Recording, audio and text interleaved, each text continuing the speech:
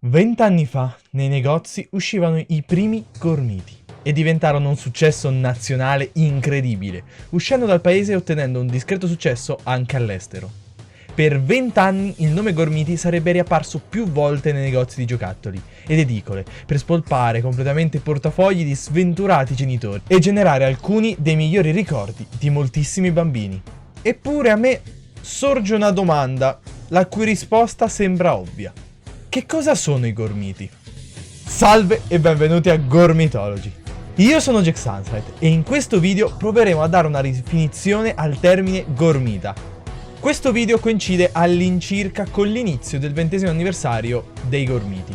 Non abbiamo una data precisa, ma le ricerche della community hanno portato alla conclusione che la prima serie dei gormiti dovrebbe essere uscita fra il 3 e il 7 gennaio 2005. Per festeggiare abbiamo deciso di iniziare un hashtag per farci sentire la Giochi Preziosi, così da esortarli a fare qualcosa per festeggiare i 20 anni del franchise, in una maniera molto giovane.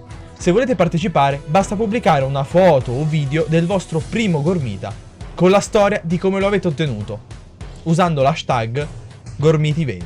Tornando al video, ho analizzato la definizione di gormita sotto più punti di vista e ho concluso che ci sono 3 definizioni di gormiti, che sono cambiate col tempo. La prima, gormiti come prodotto. La seconda, gormiti come specie.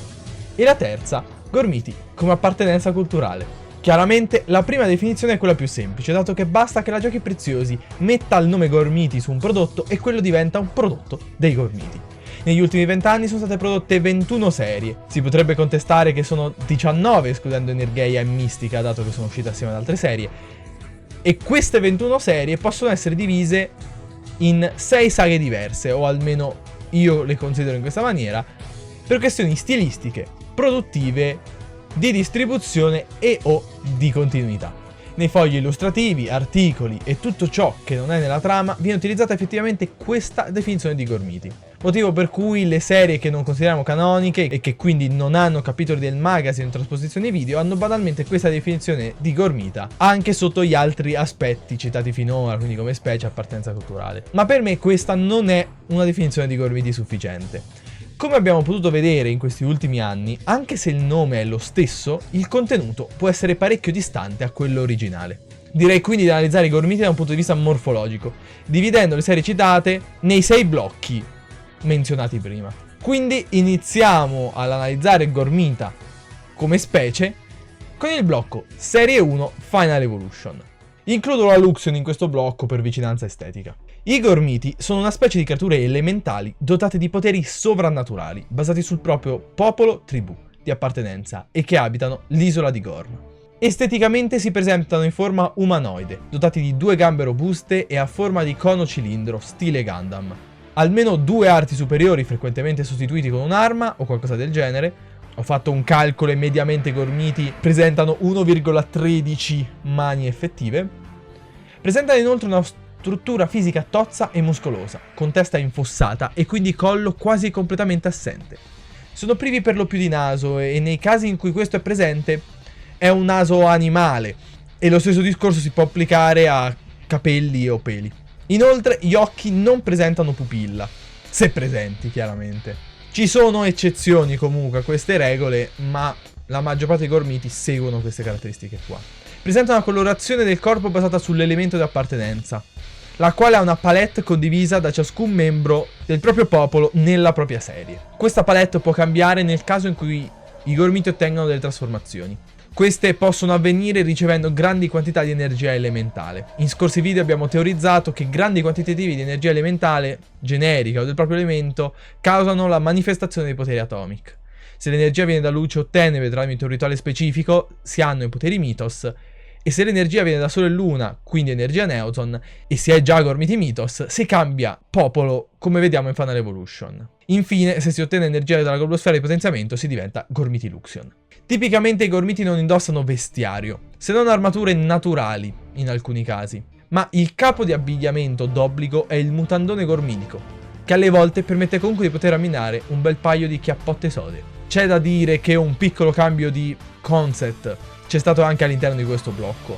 Infatti, mentre in prima serie i Gormiti erano più che altro creature umanoidi che difendono i territori del loro popolo, basate su specie animali che abitano quegli stessi territori, nella nostra realtà, nelle serie successive il concept si sposta sempre di più su creature elementali che affrontano il male. Fatto rimanente è che il male è considerato solo ciò che è nocivo alla vita. Quindi il vulcano nelle prime serie, elementi tossici nella Luxion. Questo è dovuto probabilmente anche dal cambio di designer. Infatti la prima serie è stata disegnata da Vanni Milli insieme a Simon Toncelli e Giuseppe Di Bernardo, mentre le serie dalla seconda alla Natural Leased sono fatte completamente da Gianfranco Henrietto. Molte delle caratteristiche mostrate finora si manterranno anche nel blocco successivo, quindi nelle serie che vanno dalla Ritorno dei Signori della Natura, Bacchetta Cartoon, alla Neorganic. Le uniche differenze sono che le fisicità diventano in alcuni casi più umane, specialmente nel caso dei 4 Signori della Natura, dato che di base loro sono bambini umani trasformati in gormiti, quindi sono un po' un'eccezione alla regola. Inoltre c'è un cambio dell'uso delle palette.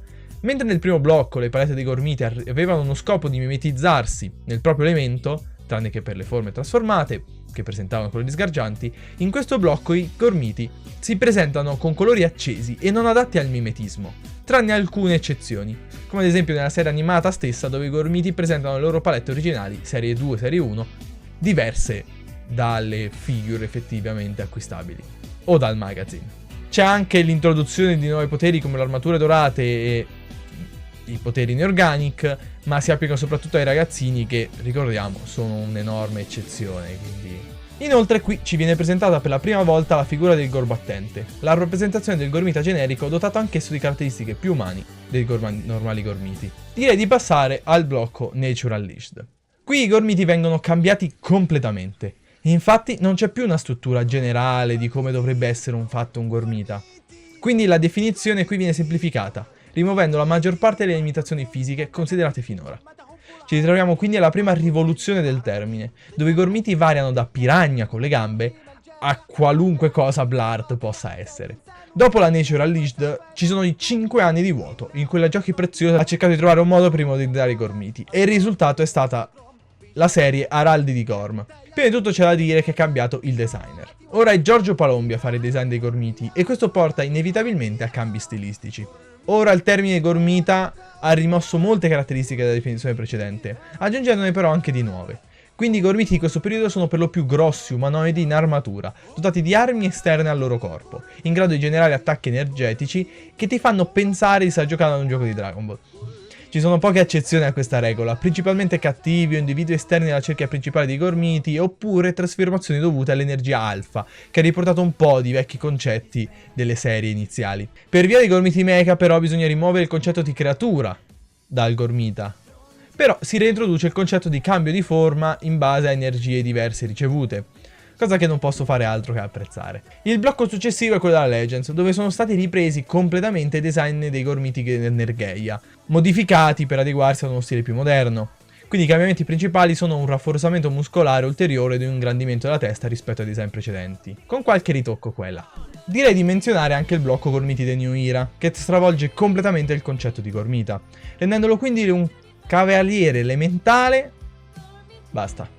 Avendo solo 4 design è molto più stringente la definizione. Però la differenza con la serie degli Araldi è che qui i volti dei gormiti non sono mai in vista, ma sfortunatamente le fisicità dei gormiti sono completamente umane.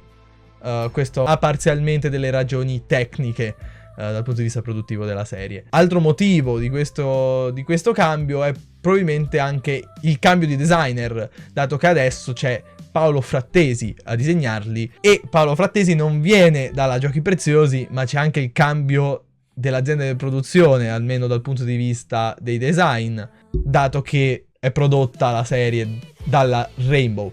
I giocattoli comunque sono sempre fatti da Giorgio Palombi, ma si basano sui design di Frattesi. Bene, dovessimo generare una definizione di gormita dal punto di vista di specie o morfologico, includendo tutte le serie menzionate finora, in un unico blocco, rimarrebbe solo la parola elementale e forse scontro per difendere un'isola o un territorio. Secondo me ormai sono davvero gli unici 2 elementi che ancora sono rimasti dalla prima serie. Non è rimasto nemmeno il fatto che abitano Gorm, Al massimo che ad un certo punto della loro vita ci sono stati, come per i gormiti specializzati in Nature Unleashed, i gormiti della 2018 o quelli della New Era, o anche il suo luminescente obscurio. Un peccato. Bene, qui Jack Sanslete del montaggio tutto malaticcio. Nell'idea originale il video era un behemoth di 30 minuti in cui adesso si parlava delle origini nella lore dei gormiti, del termine gormita come appartenenza culturale. Però come potete vedere non sto benissimo e non riesco a farlo uscire in tempo, quindi rimando l'uscita di questa seconda parte, che tanto sono 20 minuti di video comunque, al prossima, come interamente video teoria cos'è un gormita dal punto di vista della lore della serie effettivo, perché intanto è abbastanza separata dal punto di vista tecnico e più questioni tecniche, non mi sento benissimo, ho gestito male i tempi, sentite che bellissima voce. Spero che il video vi sia piaciuto. L'idea era fare un video sempre per l'anniversario, hashtag gormiti20, con il vostro primo gormita, se potete farlo dal 6 gennaio. Cominciamo il 6 gennaio e poi sono sicuro che anzi va avanti un pochino più avanti, perché così almeno loro hanno un pochino più di notifiche e così magari dimostriamo alla Giochi Preziosi che ci interessa. Abbiamo provato a contattare sia con mail che con messaggi diretti. Forse c'era qualcuno che voleva fare qualcosa a prescindere dalla Giochi Preziosi oppure no. Noi community comunque lavoreremo. Detto questo vi auguro buon anno nuovo e che abbiate un anno in gormitico.